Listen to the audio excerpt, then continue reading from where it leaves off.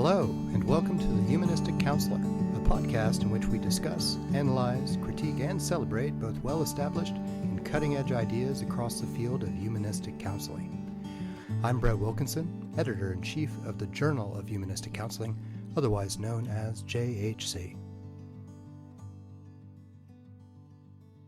I'd like to welcome Dr. Adam Brandt, an assistant professor at Campbell University and LCMHC at Kreisman Counseling in Raleigh, North Carolina. Dr. Brandt is interested in Buddhist psychology, counselor faith integration, and acceptance and commitment therapy.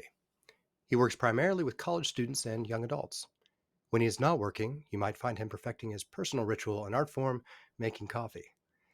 In today's interview, we'll discuss his 2023 JHC article entitled, I Am Awake, a case for Buddhist psychology as a theoretical orientation for spiritual but not religious clients. Dr. Brandt, thank you for being with us today. Thanks for having me, Brett. It's good to be here. In the article, you suggest that for the approximately 1/4 of American adults who identify as spiritual but not religious, there's a gap between their spiritual concerns and perspectives offered by major theoretical orientations. Thus, you build a case for the value of Buddhist psychology as an approach that may help such clients find spiritual meaning while also honoring their desire for spiritual flexibility. So to start, tell us about the spiritual but not religious demographic, including what you identify as their common spiritual struggles with self and identity, as well as self and relation. Sure. So the spiritual but not religious population is about 27% of Americans, according to this one study in 2017. And that population has grown quite a bit since, I believe, 2012. It's grown about 150%. Most of the folks who are spiritually but not religious tend to be a younger demographic of folks, with the biggest percentages somewhere in their like 30s ish, and then some of the Gen Xers in like their 40s and 50s, I believe. They tend to also have higher levels of education compared to some of the other demographics. And not all of people who identify as spiritually but not religious have no religious affiliation. Some of them do have religious affiliation. So it doesn't quite mean that they are void of any religious framework.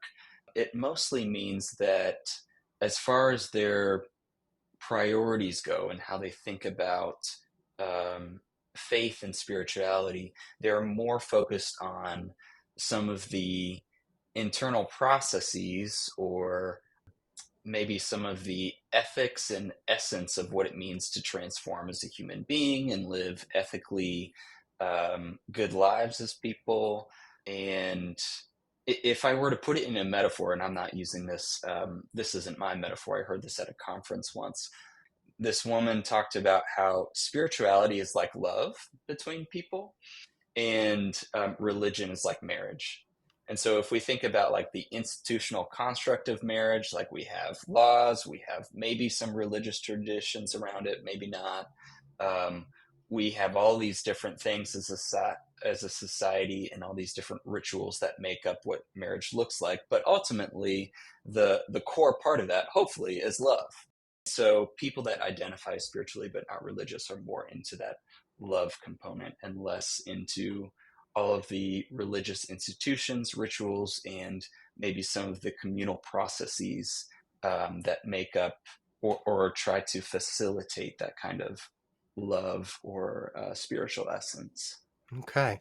And so as part of that, what do you call SBNR population, we could also say Mm-hmm. spiritual but not religious population, Mm-hmm. you say that there are some common spiritual struggles that tend to come up. Can you talk a little bit about the self and identity one first? I'm curious about that. Sure. So the self and identity piece is trying to figure out like who we are in relation to each other and the universe. What purpose do we serve? How do we understand ourselves in this society? How do we relate to one another? Some of those existential questions is what that self and identity purpose is about. And for people who are maybe more religious, that may be more clear, just because religious institutions tend to give people very concrete answers around self and identity. But people who are more spiritually but not religious, that may not be so clear, because they don't have that same kind of religious authority telling them exactly um, what their relationship to the universe and other people is necessarily. And so the self and identity part is focused on understanding oneself and cultivating identity. And you also have Hmm. another area of struggle, which is called self and relation. Yeah, yeah. So self and relation is how we relate to our environment and our universe and what it means to be a human being in relationship to one another, and not just other human beings, but also our environment. It is part of that existential struggle as Right. well. Okay. So we have Hmm. these interpersonal and interpersonal aspects of Hmm. development that SB and our clients may bring to the table. In the article, you advocate for counselors to work with spiritual but not religious clients using what I'll give you the quote here, a culturally Hmm. appropriate theoretical orientation that should focus Hmm. on transformative intrapersonal work, a sense of Hmm. horizontal transcendence, a sense of Hmm. interconnectedness with everything, spiritual Hmm. contemplation, and altruism. You then propose using Buddhist psychology with such clients. So, can you tell us what makes Buddhist psychology particularly effective herein, rather than, say, existential therapy, logotherapy, or any other humanistic practice? Yeah, yeah, that's a great question. So I think existential therapy and some of the more humanistic practices or logotherapy do get at some of what we're talking about, especially when it is concerned with ethics and values and even deep intrapersonal work and that sort of thing. I think where it's maybe less obvious or maybe harder to get at with existential psychotherapy is this idea of horizontal transcendence, which is a big part of the spiritual but not religious population. With religious folks, there tends to be, especially religious folks that believe in some kind of deity, there tends to be this focus on vertical transcendence. And so we're thinking about God or a deity. And so to kind of transcend outside of oneself means we're kind of tapping into something above us. Spiritual but not religious people may believe in a deity, they may not, but there's more of a focus on transcending outwards horizontally to our environment and then also to other people. So when you hear people like visit a national park, for example, and they're like, just felt this spiritual connection to nature and that sort of thing, or you go out with a bunch of friends and you're drinking wine and you're talking about X, Y, and Z and just having the time of your life, that can be a form of horizontal transcendence as well. And I think existential psychotherapy can tap into that, but Buddhist psychology has a way of doing it a little bit more directly, I think. And I should know, I am not a Buddhist myself. I come from a Christian background, identify as Christian, but find a lot of value in Buddhism.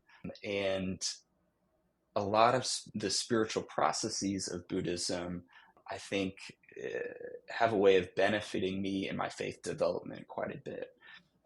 And so you don't have to be someone who identifies as Buddhist or buy into being a part of the Buddhist community or any of the structures that may make someone religiously Buddhist. But if you're interested in some of the Buddhist values and some of the ethics of Buddhism, um, there's a lot within Buddhist psychology that gives people a process of learning how to relate to oneself and experience some of that horizontal transcendence with their environment and other people through things like meditation and the Four Noble Truths and some of the ideas of no self or the middle path. It has a lot of different spiritual disciplines that people can practice, whether they are Buddhist or not. So, this may be a good place for you to briefly articulate the Four Noble Truths in particular, which you go into in detail in the paper, relative detail, and their Mhm. relevance for counseling spiritual but not religious clients. Yeah, there's a little bit of structure to Buddhist psychology that can be helpful. And for any listeners who are familiar with acceptance commitment therapy, you may notice that a lot of acceptance commitment therapy is a lot of Buddhist psychology put into more clinical language. So, the first noble truth of Buddhism is that um, life is pervasively unsatisfactory, or unsatisfying, I should say. We are always trying to achieve this level of satisfaction and happiness. And we think, if I just get to X, Y, and Z, if I just get this thing or this relationship or get this house or achieve this milestone, I'll be happy. And then we get there and it's happy for a bit, but then we just kind of move on to the next thing, or some anxiety creeps up, or we're worried about losing it, or whatever. And so that first noble truth just acknowledges that suffering is everywhere, and we can't quite get out from under it by finding this one thing that will bring us ultimate satisfaction, which kind of leads into the second noble truth of Buddhism. And I've said this a little bit, but getting more specifically at that suffering is that the cause for suffering is attachment. And so attachment in Buddhism is, it can be this belief that if I chase this one thing and I have this one thing, then I will achieve ultimate peace and satisfaction. But attachment can also be, if we think about it more clinically, it can be the attachment to emotions, even sad emotions. People can experience attachment to anxiety, depression, um, different addictions, that sort of thing. There can be attachment to identity, whether that be positive or negative. And from a Buddhist point of view, attachment, whether that be positive or negative, is not helpful, because we are very flexible human beings. And anytime that we find ourselves locking down on something or clinging to something, we lose out on perspective. And so you'll notice this with people who are highly anxious. I consider myself a little bit more of an anxious person than maybe the average person. I don't know if that's true, but if we think of attachment like a picture frame, right? Mhm. Our anxiety, our picture frame may be very focused in on that anxiety, and we don't see the rest of the perspective. And so widening that picture frame, and our anxiety is still there. We're not trying to get rid of it, but we can also see some other things. Gives us a little bit more flexibility and freedom, and less clinging to some of that suffering. So attachment can have be attachment to good and bad things. Either way, though, not helpful from a Buddhist perspective. And then the third noble truth is that there's a cure, and the cure is to let go of some of those attachments, which kind of leads into the fourth noble truth of like, okay, how do we let go of those attachments? And from a Buddhist perspective, that is through what they call the middle path, or the Eightfold Path.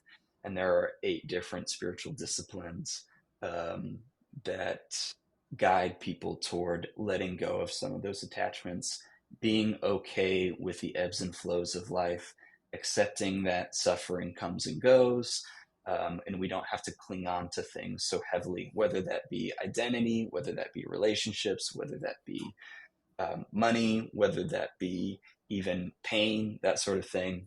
And so it's a lot of letting things be as they are and accepting that. Okay. And so you've been able to articulate here what you identify in the paper around Four Noble Truths, and you Mm-hmm. also highlight the Eightfold Path. You also mentioned around no self. So Mm-hmm. maybe we can look at that a little bit more closely. What do you see as the value of the Buddhist no self, particularly now in what we could call a postmodern era? Yeah, so no self is a really fun Buddhist concept, and it takes a while to wrap your mind around. I don't know that I have my mind wrapped around it quite, but there's this idea within Buddhism that uh, we tend to cling to our identities a little bit too heavily, and we don't really understand ourselves as that well all the time, as interconnected, flexible, changing, dynamic. And so this idea that we have this core, rigid, unchanging self that's independent and separate from other people is not true, which is why it's called no self. That doesn't mean that you don't have a self or that you're not real or anything. It just means that we sometimes take ourselves a little bit too seriously, and that causes a lot of suffering. And I give this example in the paper. One of my favorite authors, Mark Epstein, talks a lot about Buddhist psychology. And he has this friend, Robert Thurman, who's a professor at Columbia University and talks a lot about Buddhism. And his friend, Robert Thurman, is hiking with some Buddhist Lama, and he's trying to understand no self. And the Lama's like, "You're getting too caught up into this, that you're making it too complicated." And he said, "It's not that you're not real. You are real. Like, you have a self. It's just that you think you're really real." Emphasis on really real.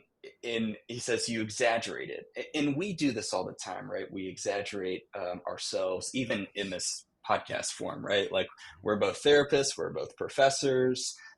We may show up in a certain way as professors and therapists. We have our cardigans, we have our coffee, we have our cool whatever vibe of what that looks like to be a therapist. And we kind of play the role, or we play the role of the professor. And people confirm those roles, right? And that identity becomes more rigid. And maybe in times where we feel like our role is being questioned as a therapist or a professor or someone who's intellectual or whatever, that feels like an attack to self. And no self provides an opportunity to hold those roles very loosely and exercise some flexibility around that. So getting back to your original question with the postmodern era, I'm sorry, that was a long tangent. In postmodernism, we are moving outside of some of the normative assumptions of what it means to be in some sort of tribe, right? And so before postmodernism, um, people were much more comfortable, or maybe they weren't comfortable, but they found themselves just suppressed or oppressed by some of the roles that they were assigned that they felt like they had to live up to, whether that be gender, whether that be their family, cultural traditions, religious institutions, you name it. We had all of these different constructs of what it meant to be X, Y, and Z. Postmodernism has done the work of dismantling that, or maybe I should say a lot of marginalized folks have done the work of dismantling that through advocacy and social justice and that sort of thing, which is great, but it does leave people, I think, with a little bit of anxiety of like, okay, now that I've dismantled a lot of this, who am I now? And we see that a lot, I think, in social media, for example. Millennials, in particular, that's my generation, are really great at like creating this curated content about who they are and how they're showing up and how they're seen and playing the certain role. This even exists in social justice spaces. I remember like in 2020 when George Floyd was murdered, a lot of white people, myself in particular, were like, well, how do I show up in this space? And what does this mean for me as someone with privileged identities to engage in this kind of dialogue? And those are great questions to ask, but sometimes we can ask those questions so much that we become either paralyzed or locked down or so afraid of saying the wrong thing or that sort of thing. And no self has a way of being a little bit subversive in how we think about how we show up.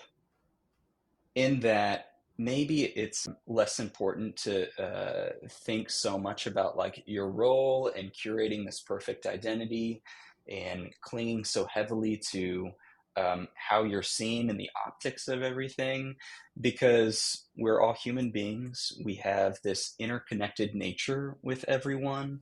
I don't really exist without relationships, without my community. People change me and I change them, and we all are kind of influencing each other. And I find that the people that I'm drawn to are people who care a little bit less about how they show up in all these spaces and are just kind of figuring it out and are okay with um, even using some self-deprecating humor or not being seen as smart all the time or finding themselves contradicting themselves a bit here and there. And it just brings a lot more spontaneity in life, I think, to your position in society and friends and relationships, when you don't feel like you have to cling so heavily to developing this like very rigid crafted identity. Yeah. And so the Buddhist psychology angle here, and no self in particular, provides a way to highlight part of the problem of what occurs when we become attached to identity Hmm. formation, and You got gives it. a direction for us to say it can be okay if you move in the other way of letting go, Hmm. which tends to Hmm. have good mental health outcomes. Yeah, yeah, exactly. Yeah, I have one final question I'd like to ask everybody. What do you think is particularly valuable about humanistic counseling? that's a great question. I've always loved humanistic counseling, particularly because of its authenticity. I also think humanistic counseling has a level of spontaneity to it that I try to use humanistic counseling sometimes in a subversive way, not to be subversive on purpose, but to surprise my clients sometimes. And by surprising them, show up in a way that maybe feels a little bit unexpected of how a therapist should be in the room, because I think that can get boring. And um, we know that as humanistic counselors, that the most important thing is the relationship and showing up authentically and modeling that authentic behavior. I think humanistic counseling gets at that a little bit better than some of the other theoretical orientations. That's just my bias and preference. And like I was just thinking the other day, I had this client who was talking about um, how she's worried about like making friends. And I feel like I know her quite well and have so much admiration and appreciation for her. And we just kind of paused the conversation there. And I said, "Can I just stop you for a second? Like, I'm having quite an emotional reaction to that comment that you just made. And I just want to let you know that, like, I feel like it would be such a privilege for people to get to know you, and that your burden of, or your perceived burden of having this family that feels kind of chaotic, and having friends have to be burdened with that is maybe not a burden. And maybe that would be a privilege for them to walk with you through some of that stuff." And that came from this place of authenticity. I was noticing this like emotional response within myself, and humanistic counseling does a great job at just letting therapists be their authentic selves with clients and say the thing that maybe a friend would say. Of course, therapy is not a friendship, but there is this overlap. If we think of Venn diagram of like, we have friendship and we have therapy, and maybe there's this sweet spot where therapy seems to almost flirt with the idea of friendship a little bit. And I think that's pretty cool. I like doing that kind of stuff in therapy. Fantastic. Dr. Brand, it's been a pleasure talking with you today. Thank you so much for joining us here. Thanks for having me. And many thanks to you, good listeners, for spending time with us here at the Humanistic Counselor Podcast. All JHC articles can be accessed through the Wiley Online Library. If you're a member of the Association for Humanistic Counseling, then you get free access to this article and many, many others through the American Counseling Association website at www.counseling.org. If you'd like to become a member of AHC, then we hope you'll visit our website at www.humanisticcounseling.org.